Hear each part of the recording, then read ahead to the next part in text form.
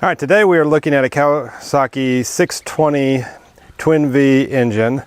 You'll find these engines in Kawasaki Mules, John Deere Gators, lots of lawnmowers, and other power equipment. A very common engine.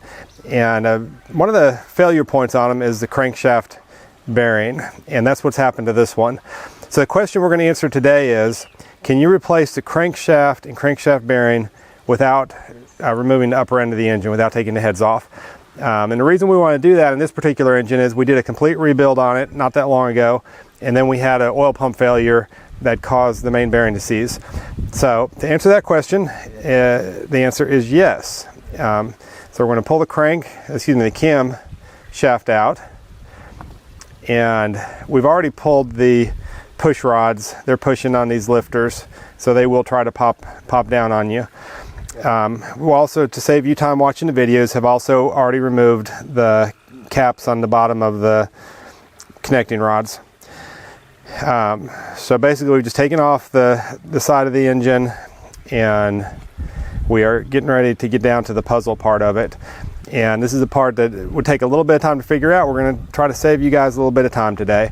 So what you want to do is rotate the crankshaft clockwise. Oh, and by the way, if you're looking at the engine here, this is the rear of the engine and this is the front of the engine.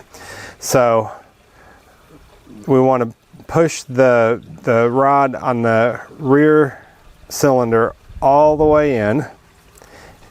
Well, we're rotating the crank clockwise, and then we're going to slip the connecting rod on the front cylinder over here to the left, all the way against the edge.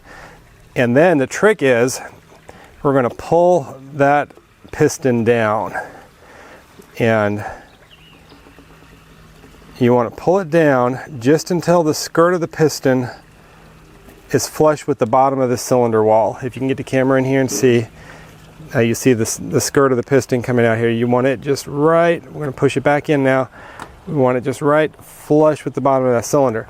The reason this is important is, like I said, it's like a puzzle. In order to get this out, it has to be just exactly the right place. So now we're gonna move the crankshaft counterclockwise, and like I said, the rear cylinders pistons all the way in. And if you can bring the camera over here, you'll see we just barely have clearance right here to pull the crankshaft out. So we're going to gently start working it out, and it just barely comes out.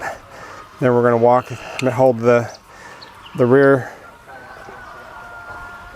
up, and there you go. So just to show you real quick, going back together,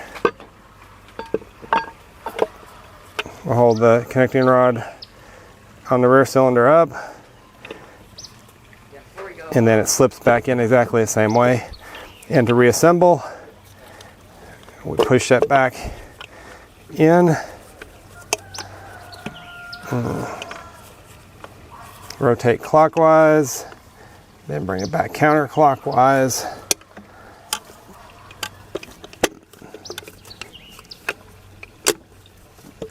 And we're ready to put the caps back in and put it back together.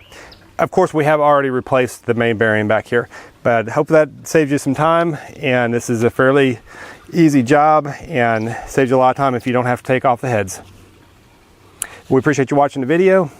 As always, we appreciate the likes, the subscriptions, and the thumbs up. Have a great day.